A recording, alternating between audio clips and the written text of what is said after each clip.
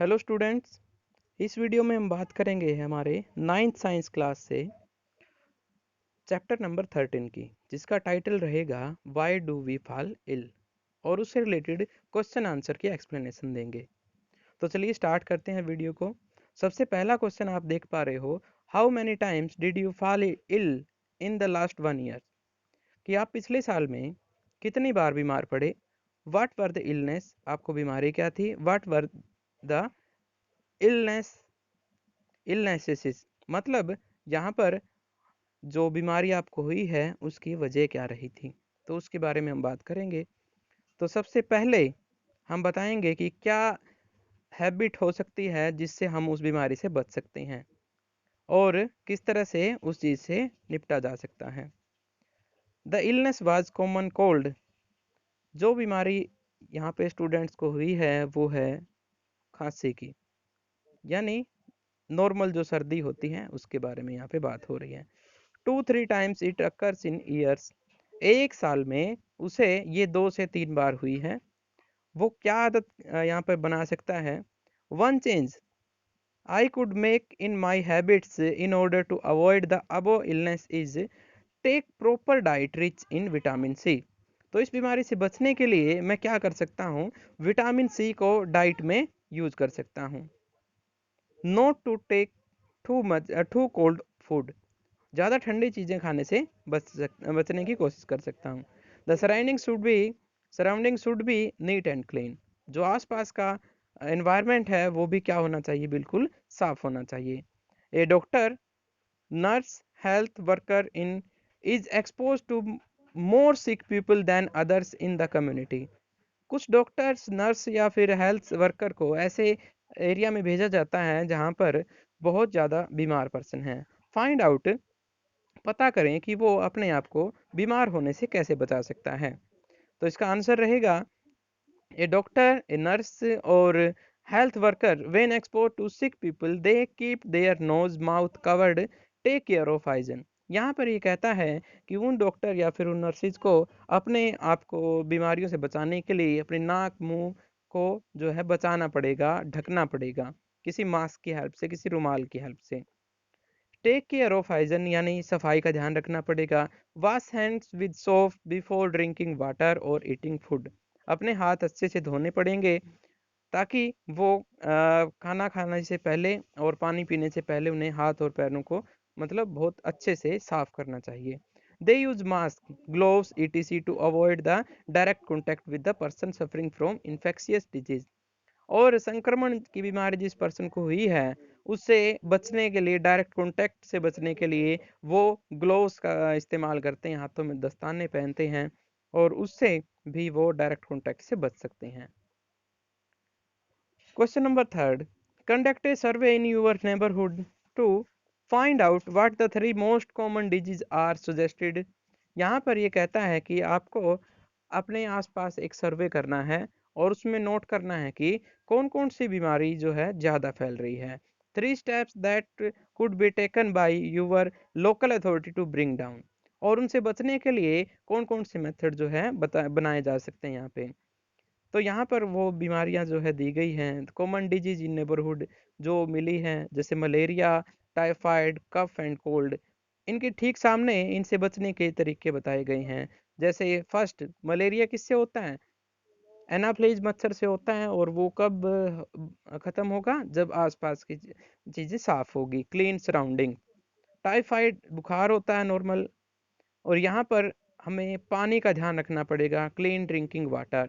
Cough and cold यानी खांसी और जुकाम यहाँ पर बात हो रही है, तो चाइल्डहुड इम्यूनेशन, यहाँ पर जो बचपन में जो रोग के लिए टीकाकरण की जो प्रक्रिया होती है वो हमें करवानी पड़ेगी अगर हमारे शरीर का इम्यून सिस्टम ठीक करना है। तो a baby is not able to tell her और his caretaker that is sick और सी सिक। यहाँ पर एक बच्चा है जो नहीं बता सकता कि उसे कौन सी बीमारी है या फिर वो बीमार है कि नहीं है। What would help us to find out, तो ये ऐसा क्या चीज़ है जो हमारी हेल्प करेगी यहाँ पे। पहला पॉइंट है that the body is sick, हमें बताना है कि आप कैसे पता करेंगे कि वो बीमार है। दूसरा, व्हाट इज द सिकनेस, और उसे बीमारी क्या है। तो एक एक करके यहाँ दोनों को समझते हैं। The symptoms of sickness will help us to find out the sickness of body like body temperature, fever, cough, cold, loose motion etc। तो हम बीमारियों से जुड़े हुए कुछ सिम्टम देखेंगे क्या उसे है। जैसे हम देख सकते हैं उसका बॉडी टेम्परेचर ज़्यादा तो नहीं है, हम देख सकते हैं कि उसे कोई बुखार तो नहीं है, हम देख सकते हैं उसे खांसी आ रही है कि नहीं, या जुकाम है कि नहीं, लूज मोशन यानी दस्त है कि उल्टी दस्त है कि नहीं है। तो इन चीज़ों को हम नोट करके बता सकते हैं कि वो पर्सन बीमार है। और बी पार्ट यहाँ पर है, the sickness is symptom of some infection in body. यहाँ पर अगर वो पर्सन बीमार है तो उससे उसको बीमारी में कमजोरी भी रहेगी, और यहाँ पर हम पता कर सकते हैं अगर वो कमजोर हो रहा है तो उसे न कोई इन्फेक्शन जरूर है। क्वेश्चन नंबर 5 यहाँ पर है, under which of the following condition is a person must likely to fall sick. कौन सी परिस्थितियों में कोई पर्सन बीमार हो सकता है। A, when she is recovering from malaria. यहाँ पर आपसे पूछता है कि 3 ऑप्शन में से आप बताएं कि किस कंडीशन में ज़्यादा बीमार होने की उसके चांसेस है। When she is recovering from malaria, जब वो मलेरिया से क्या हो रही हो, रिकवर हो रहे हो, मतलब मलेरिया उनका ठीक हो रहा हो। When she has recovered from malaria and is taken care of someone suffering from chicken pox. उसे मलेरिया बीमारी है और वो ठीक हो रही है उससे, लेकिन एक ऐसे पर्सन की वो हेल्प कर रही है जिसे चिकन पॉक्स है। और सी ऑप्शन यहाँ पर ये है, when she is on A 4-day fast after recovering from malaria. और तीसरे केस में यहाँ पर यह बताया गया है कि वो 4 दिन से उसने ठीक से खाना नहीं खाया है, लेकिन मलेरिया उसे अभी भी है और रिकवर हो रहा है, and is taking care of someone suffering from chicken pox. तो यहाँ पर तीसरा जो ऑप्शन है इसमें उसका शरीर सबसे कमजोर है, यानी 4 दिन हो गए उसे ठीक से खाना खाए। तो यहाँ पर इसकी बड़ी वजह यही हो सकता है। When she is on a 4-day fast after recovering from malaria and is taking care of someone suffering from chickenpox।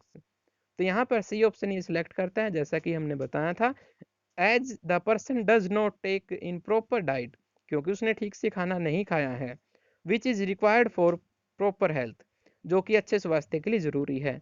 Wear and tears of cell of body needs to overcome, इसलिए उसके शरीर में अभी तक जो सेल्स हैं उन्हें अभी तक डाइट नहीं मिल पाई है और वो कमजोर हैं, तो उसके बीमार होने के चांसेस सी केस में ज़्यादा है। Question number 6, under which of the following condition are you most likely to fall sick. इन 3 कंडीशन जो आप दी गई हैं उनमें से आपने बताना है कि किन केसेस में आप बीमार हो सकते हो जल्दी। पहला है when you are taking examination, जब आप पेपर दे रहे हो यानी कि अपने जो एग्ज़ाम हैं वो दे रही हैं। B, when you have travelled by bus and train for 2 days. और दूसरा कंडीशन यहाँ पर ये है कि आपने 2 दिनों तक बस या ट्रेन में यात्रा की है। क्या इस ये भी बीमारी की वजह हो सकता है, हमें बताना है एक एक करके। When your friend is suffering from measles, मतलब खसरे की शिकायत है, और बताना है कि इससे बीमार होने के चांसेस है या नहीं।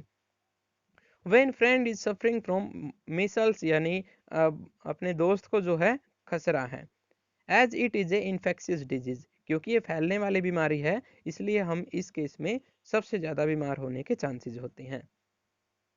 अब छोटे क्वेश्चन की बात करते हैं, very short answer type. Disease that affect our lungs is called as tuberculosis. जो बीमारी हमारे फेफड़ों को क्षतिग्रस्त करती है उसे ट्यूबरकुलोसिस कहेंगे। Malaria is caused due to anopheles mosquito, यानी यहाँ पर जो एनाफ्लीज मच्छर होता है, मादा एनाफ्लीज मच्छर, उससे मलेरिया फैलता है, और कुछ प्रोटोजोआ से भी फैलता है। The pathogen of disease are, pathogen का मतलब होता है रोगजनक, यानी रोग पैदा करने वाले कारक। बैक्टीरिया, वायरस, प्रोटोजोआ, ये कुछ कारक हैं जो रोग को फैलाते हैं। उसके बाद यहाँ पर है name 2 disease cause due to bacteria. यहाँ पर आपने 2 बीमारियाँ बतानी हैं जो बैक्टीरिया से होती हैं। पहली है ट्यूबरकुलोसिस, दूसरी है टाइफाइड। तो नॉर्मल जो बुखार होता है और ट्यूबरकुलोसिस जो होता है वो दोनों बैक्टीरिया से होते हैं। Name 2 disease cause due to virus, और वायरस से होने वाली बीमारियों के नाम बताने हैं आपने। तो यहाँ पर है पोलियो और chicken pox. Name 2 disease caused by lung fungus. यहाँ पर फंगस की बात हो रही है, तो ये दो हो सकते हैं, जैसे स्कैबीज एंड स्किन इन्फेक्शन। जितने भी त्वचा के रोग होते हैं वो सारे फंगस से होते हैं। Name any one disease cause due to genetic abnormality. Genetic जो ऑर्डर होते हैं, जो जीन होते हैं हमारे शरीर में, उनके एक जेनेटिक डिसऑर्डर अगर चेंज हो रहा हो, कोई फंक्शनिंग में गड़बड़ हो, तो कौन सा रोग हो सकता है? जैसे हेमोफीलिया एक रोग है, वो हो सकता है। क्वेश्चन नंबर 8 में name the organism that cause काला अजर, मतलब काला ज्वर, जो बुखार होता है जिसमें स्किन जो है काली पड़नी शुरू हो जाती है, उसकी वजह से कौन सा, मतलब कि कारण क्या होता है उसका? लेशमेनिया नाम का जो पैथोजन होता है, उसकी वजह से ये रोग होता है। Name 2 disease that are organ specific. ऐसी दो बीमारियों के नाम बताएं जो स्पेसिफिक ऊतकों पे काम करती है, यानी ये स्पेशल अंगों पे काम करती है। जैसे जोंडिस लीवर से रिलेटेड होती है बीमारी, ट्यूबरकुलोसिस लंग्स से रिलेटेड होती है, यानी फेफड़ों से रिलेटेड होती है। विच वायरस कोज एड्स, एड्स किस वायरस की वजह से होता है? तो यहाँ पर उत्तर हमारा रहेगा HIV वायरस कोज एड्स। जो HIV वायरस होता है वो उसकी वजह से एड्स होती है। तो HIV का फुल फॉर्म रहेगी human immunodeficiency virus. I repeat, HIV human immunodeficiency virus. Question number 11, give the full form of AIDS. AIDS की फुल फॉर्म बतानी हमने, तो आंसर रहेगा इसका acquired immunodeficiency syndrome. I repeat, AIDS के लिए full form रहेगी acquired immunodeficiency syndrome. और HIV के लिए फुल फॉर्म रहेगी human immunodeficiency virus. Okay, all the best.